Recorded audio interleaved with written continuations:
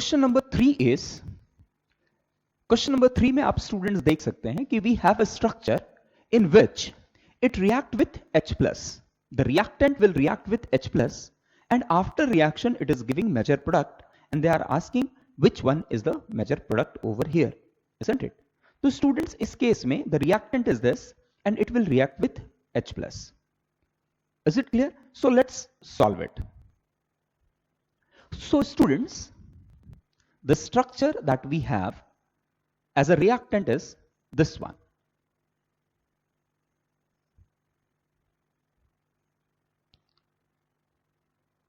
Now this will react with H plus. अब student हमें पता है कि H plus is highly unstable and electron deficient, so it will look out for an entity which have negative charge. अब अगर students आप इस reactant की बात करो तो already oxygen being more electronegative, it will be pulling its electron, generating a del minus and a del plus charge. अब student आप देख सकते हैं when this carbon have a del plus charge, so either this double bond can supply electron to this carbon atom or this double bond can supply electron to this carbon atom. Clear है? अब ये दोनों ही case में अगर आप ध्यान से देखें तो one of the resonating structure of this will be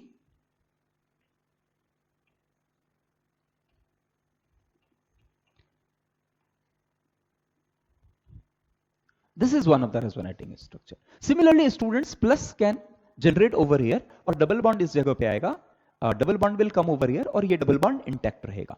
So if अगर आप इसका resonance hybrid draw करेंगे students, so the resonance hybrid of this molecule will be like this.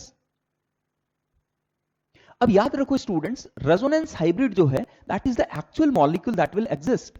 अगर वो actual molecule है तो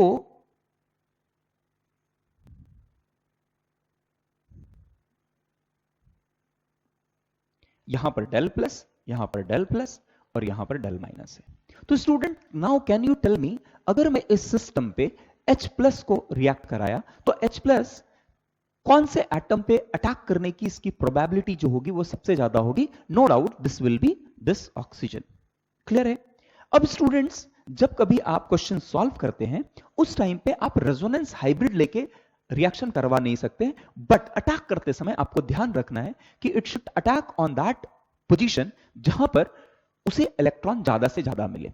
ओके, तो अगर मैं अब, क्योंकि रिएक्शन करवाते समय हमें लॉ ऑफ केमिकल बॉन्डिंग को फॉलो करना होता है, तो इस केस में कैन आई से नाउ कि H plus will attack on which position? H plus will attack on this oxygen atom.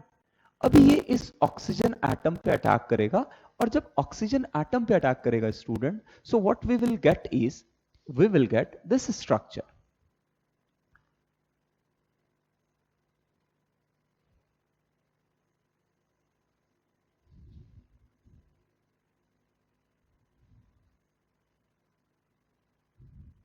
This is one of the structure that will form.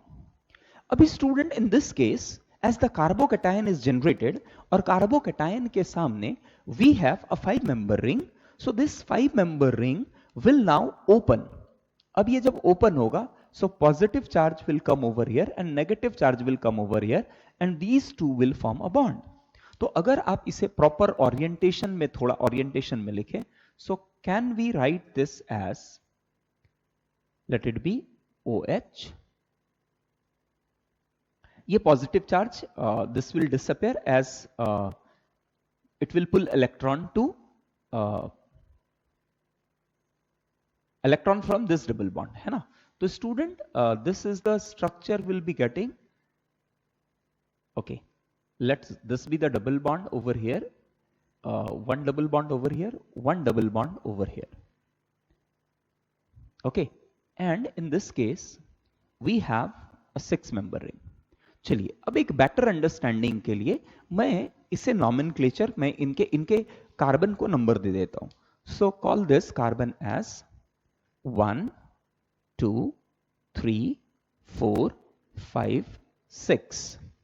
Call this as 7 8 9 and 10. Now students, if you see, this is 1, this is 2, this is 3, this is 4, this is 5, this is 6. and now this carbon number 4 is connected to 7, 7 is connected to 8, 9 and 10.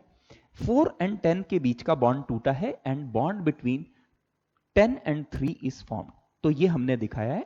And students यहां पर on fourth carbon a positive charge will generate. After this what will happen कि third carbon पे जो hydrogen है it will move out in the form of H plus की तरह वो बाहर निकलेगा minus H plus and generating a aromatic ring, and you know this aromatic rings are very stable, so the final product you will be getting over here is this one. This is the final product. अभी students अगर आप इसे question में देखेंगे, so which structure is matching this, so we can easily see कि in this case option B matches, isn't it? Option B is matching. Clear?